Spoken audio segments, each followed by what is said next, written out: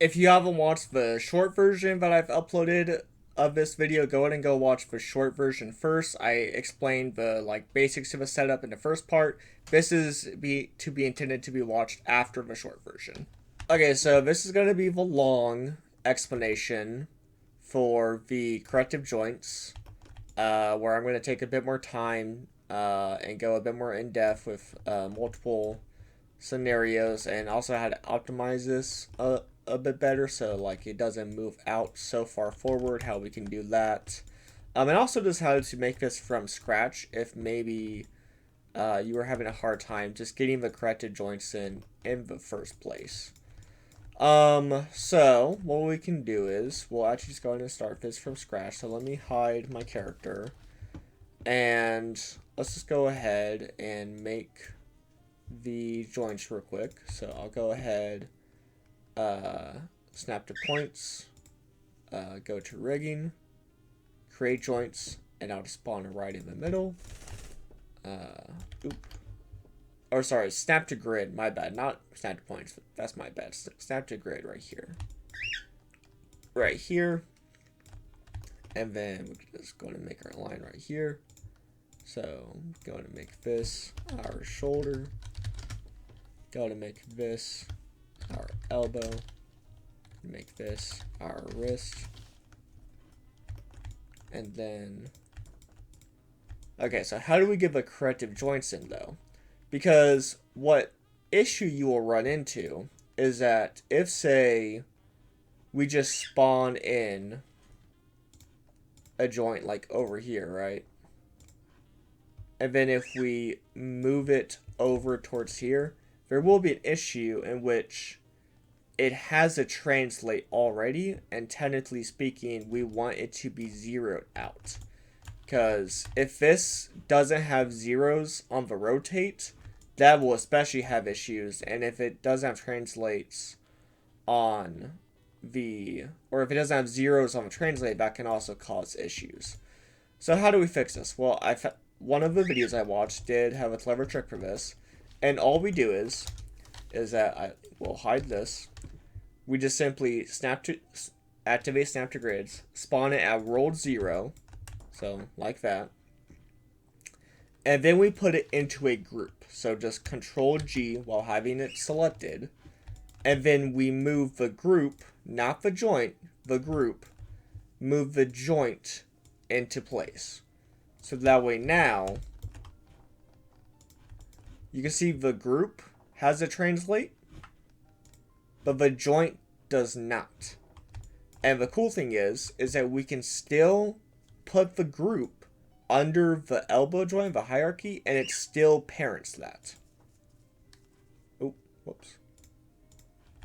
Without adding any translate. So whenever I move this joint, it is still connected to that one, but yet this joint, which we'll just call our elbow corrective joint, is still zeroed out. So just simply put the joint into a group while it is zeroed out, and just simply move the group. That's how you do it, okay?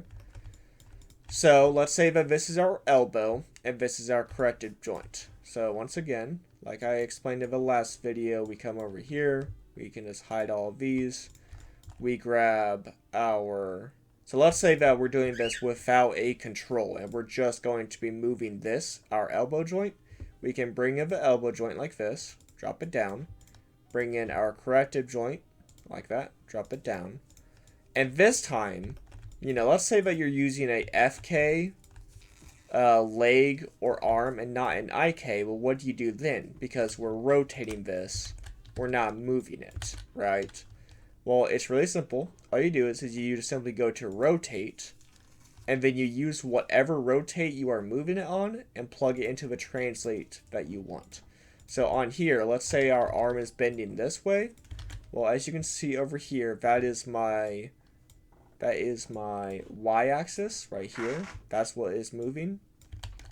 So all you do is you plug in rotate y into, I believe, a translate z. And now that moves. It moves way farther than it should. But that'll actually segue perfectly into what we can talk about next. But yeah, as you can see, it does move, just very far. But what if you are having that issue where it is moving too far, and maybe not even like that far, because that's pretty ridiculous. What if it's just more like here, where, you know, when I move my leg up, I don't want the joint going out that far, because when I skin this, the deformation is going to go all the way out here, and obviously I don't want that, right? So what we do is, I'll just hide this character again, is we will use a multiply node, and we will use a clamp node. So if you're in your node editor, let me show this again. There we go. So we're going to break this connection. Go to hold down right click and go to create node. Then it'll bring up this little menu and type in multiply and divide and bring this over into the middle.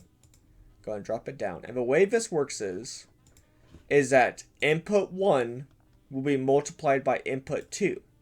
So if we put our rotate Y into input 1, let's say we just put it into input 1x. It doesn't matter which one you put it into, any of them work, but I'm just going to put it into 1x. Whatever rotation we put in here, so if I put like 15 right here when I do this, or 30, that number, that value will be multiplied by input 2.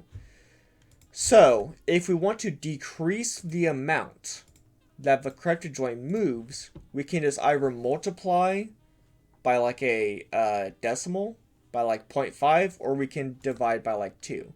So I could just go like multiply and type in 0.5, or I can do divide by 2. I personally prefer multiply, so I'll just keep it as 0.5 because that's what I prefer. And then, now when we take, and once again, I make this mistake all the time, do not put the input into the translate Z. Don't put this one, it's the output up here. Put the output into the translate Z, or whichever one you're going to be using. So, just make sure I'm recording, I don't want to mess that up.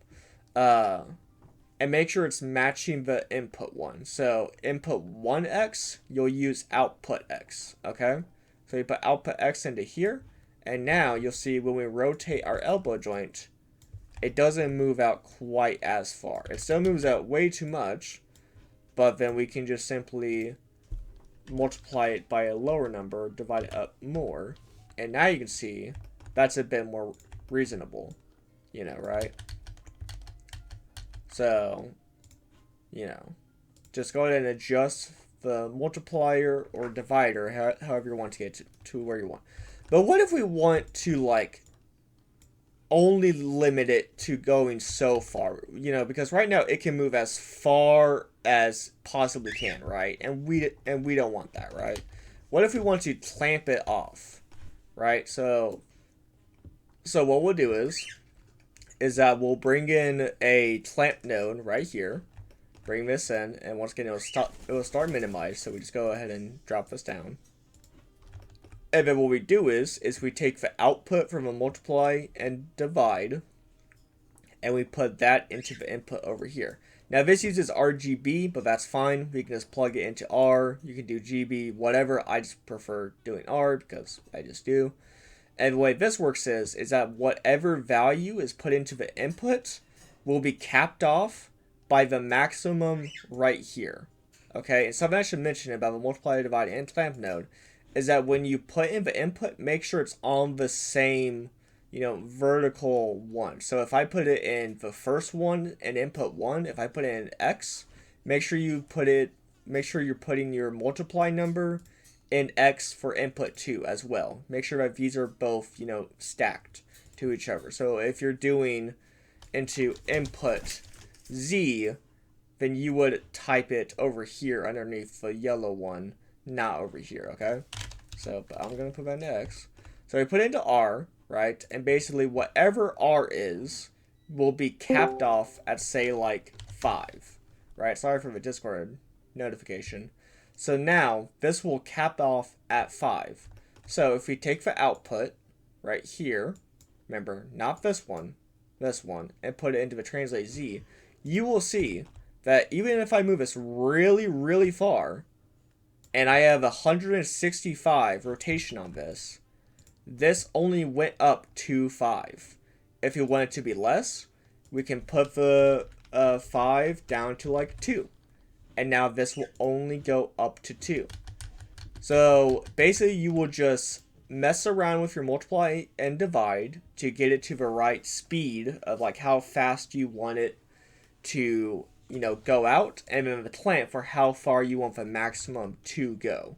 You can also do a minimum if you want it to have a minimum distance if it's ever going to be going back and forth. I personally haven't found a use for that yet, but there is that too. So that's kind of how you would do like a elbow for a FK, to simply use for rotation instead of a translate. And if you want this to not, if you want your corrective joint to not go out as far, just use a multiply and divide to go ahead and decrease the translation. If you want it to have a set distance, that like a maximum distance it can go to, just use a clamp, and then we just plug it into whichever of the translates that we need. Hey, if for whatever reason your corrective joint even wanted to rotate, just plug it into the rotate. If you want it to scale, just go to scale. All those options are there. That's how this works. It's most of the time you're going to be using either translate or rotate and plugging it into the translate for the corrective joint. The last thing I could think of that you would maybe need help with is that, okay, I know how to get the front joint to go forward, right?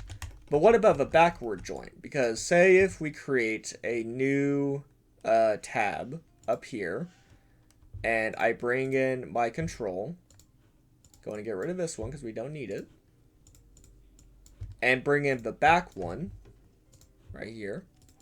Well, when I plug in the translate Y into the translate Z, it moves forward like that. You can see it right there. And we want it to be moving backwards. So what do we do? How do we fix that? Well, we basically do the exact same setup as we just did. Hold down right click, create node. We bring in a multiply and divide. And all you do is plug whatever translate you are using into whichever translate you want, and then make the second input, the one that's going to be doing the multiplication, set it to a negative number. So if we just put a -1 and then put the output to the translate Z, that will now be a negative translation, meaning it will go backwards. Alright, right into a bit of technical difficulties there. I put the Y into the translate Z instead of the input X. Once again, that's a very simple mistake you can make. So once again, make sure that you're putting the correct output matching your input. So as you can see, now that I have translate Y into input 1X and then output X into translate Z, I have this by -0.5. This back joint should now move backwards. And as you can see, it does right there.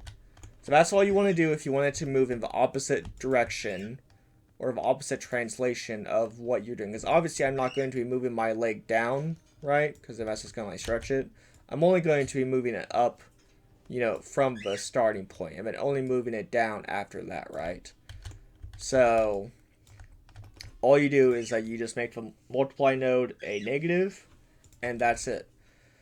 So hopefully that covers it. Hopefully that was easy enough to understand and explains it in a simple way that's easy to understand. Once again, literally all you need from this is literally just to plug whatever translate you are using into whatever translate you need. Whatever you are going to be moving, plug that translate from what you are controlling into the translate that you want your corrective joint to move. That's it. And then just use the multiply node to either reverse it or to decrease how fast it moves. And then use a clamp node to, make it so it can only go so far. If you need to use rotation for like FK, controls, like if you're going to be using an FK elbow or wrist, just plug the rotation from your control into the translate. If it's for like the hips, just whenever, if it's FK hips, when I move my FK control hip at the top of my leg, just put the rotate into the X and Y or the X and Z, just whichever way you want that to move. Pretty sure you would only be putting it in the X. So here, we can actually just do that real quick. So if I were to create a joint right here and just say, put it out here, right? Well, if I want this to move out, when I rotate this, then all I do is go ahead and hide these, bring this down. I just simply plug. If you do a joint to a joint, just go ahead and keep this. I'm not sure what this is for, but just go ahead and keep it just in case. So when I rotate this on the, it is locked. There we go. When I rotate this on the Z-axis, X, Y, Z, I want this to move out. So all I would do, go ahead and hide this, we don't need that. Go ahead and put the rotate Z into the translate X. Because this is also why you want stuff to be zeroed out, because I can see when I move this, all the translates move. So that's the reason why we use the groups, to keep it zeroed out. But the one that is moving the most is the X. And also we can see down here in the bottom left corner that the X is going in this direction. So the X goes right here. So plug the rotate Z into translate X. And see, this is also another issue that will happen. This is actually a great showcase of why the joints need to be zeroed out, because if you don't, when you plug this stuff in, it'll get messed up like this. But as you can see, when I rotate it, it still does move out. That's actually a great example of why you need to keep things zeroed. So once again, let me actually do that in a more proper way, where we will just go ahead and snap to grid, spot this here, and then we will go ahead and duplicate this, put it into a group, and then we will move the group like this, and then put the group into this joint so that it's connected like this. And then we will simply put the rotate, this time it'll be the Y, rotate Y into translate X. So rotate Y and translate X. Now you can see, imagine this is our hip FK. Well, now when I move this, that moves out. Once again, it moves way too far, you know? So once again, that's why we obviously want a multiply to go ahead and decrease how much that moves, and also a clamp. But, you know, that's kind of how you would do it for like a hip bone or something like right here. So hopefully that explains it all. And, you know, no matter if you're doing this on the wrist, elbow, shoulder, pecs, hips, elbow, whatever this place is called, I forgot, you know, ankle, you know, hopefully you'll be able to do it. So hopefully that was helpful. Hopefully that was simple. If you didn't watch the short version and you're kind of lost, go watch the short version first, but hopefully this longer version did help. And have a good one.